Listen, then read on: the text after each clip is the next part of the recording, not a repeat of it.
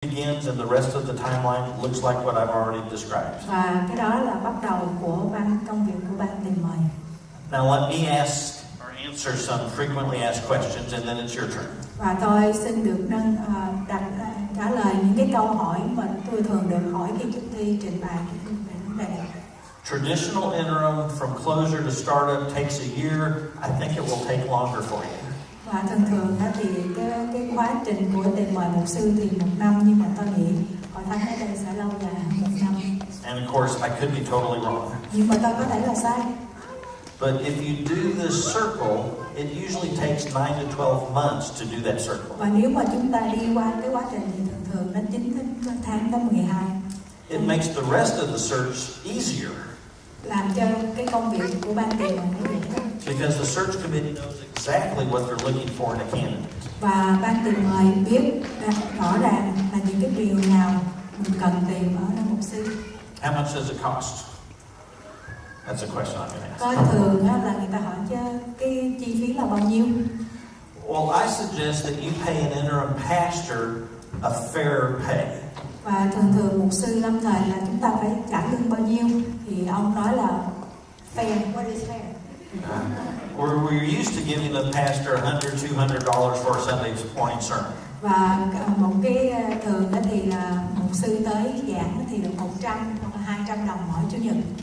But if you have an interim pastor who does more than that, nếu mà mục sư lâm thời làm nhiều hơn là chỉ giảng thôi vào sáng chủ nhật. if he does 100% of what the pastor does, pay him 100% of what you pay a pastor. Và nếu mà làm mục sư đó làm những cái công việc như mục sư quan niệm thì chúng ta trả lương theo cái điều đó.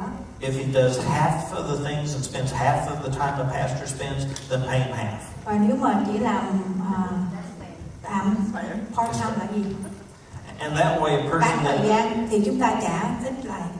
And that way a person who comes in and only does half can't say I want it all for doing half. Và mục sư có thể, nếu mà mục sư tới tôi chỉ muốn làm bán thời gian thôi, nhưng mà tôi muốn lãnh lương trọn, thì điều đó thì không thể xảy ra. So it's fair to the church and the ministry. Cái điều đó thì công bằng, làm bao nhiêu thì mình trả bao nhiêu. And if you need to adjust the pastor's salary before you call the interim, then you could do that now. Và những cái đó, điều đó là mình cần phải bàn, và mình muốn cái lương bổng của mục sư sao trước khi mình mời mục sư tới. So what about the interim consultant? Và một người cố vấn thì sao? I would guess everybody's different, but $350 to $500 a week, assuming he's meeting with that transition team every week. Và nếu mục sư lâm thời đó mà làm việc với ban tìm mời và ban diễn tiếp thì có thể là 350 tới 500 đồng mỗi một tuần.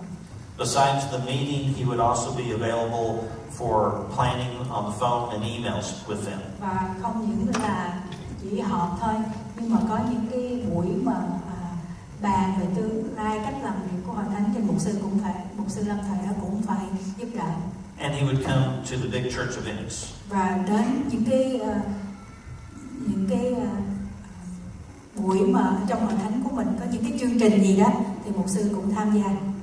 But that's between you and him to work out. Cái đó là giữa hội thánh với cái người mục sư đó. Does it work? That's the next Và question. có người hỏi, cái mục sư lâm thời có thể làm, nó có thể hữu hiệu không? I can give your search committee the names of some of the churches that use this that they could talk to. Và quý vị có thể liên lạc với những cái hội thánh đã dùng qua cái chương trình này. And they have all told me that it was wonderful.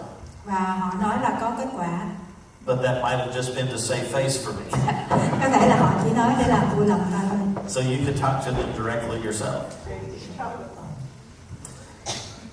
The final question, and then it's your turn, is if you want to do this, what is next? Và nếu mà chúng ta muốn mời mục sư lâm thời thì chúng ta làm gì?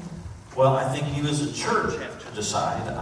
Quý vị ở trong hội thánh cần phải có những cái quyết định thôi. So I would assume that you would have some type of church-wide business meeting and you would vote.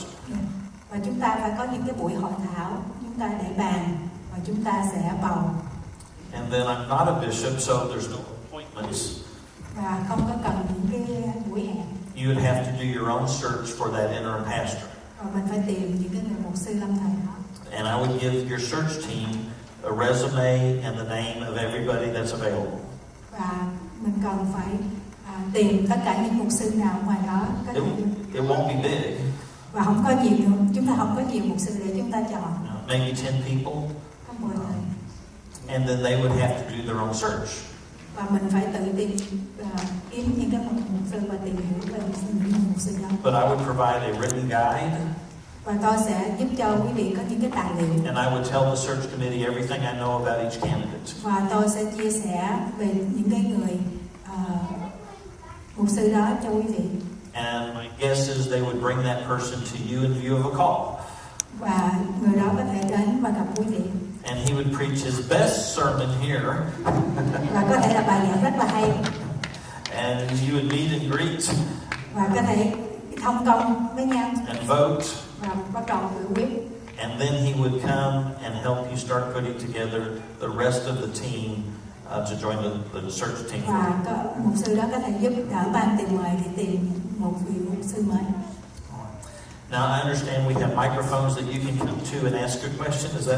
Is that right? Can you help over